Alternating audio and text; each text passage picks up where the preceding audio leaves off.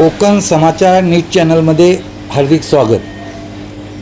Chiplun education सोसायटीच्या Maharashtra high school Chiplun end ए Kalsekar junior college तसेच हाजी Shahabuddin Wangde primary school येथे महाराष्ट्र दिन मोठ्या उत्साहात आणि देशभक्तीपूर्ण वातावरणात साजरा करण्यात आला.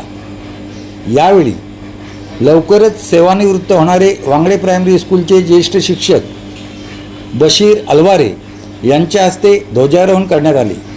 ध्वजारोहणानंतर विद्यार्थिनींनी जय जय महाराष्ट्र माझा हे महाराष्ट्र गीत सादर करून उपस्थितांची मने जिंकली. यानंतर वाघेरे उर्दू शाळेचा शतक महोत्सवी सोहळ्यानिमित्त आयोजित विविध स्पर्धांमध्ये उल्लेखनीय यश संपादन करणाऱ्या विद्यार्थिनींचा सत्कार पार पडला.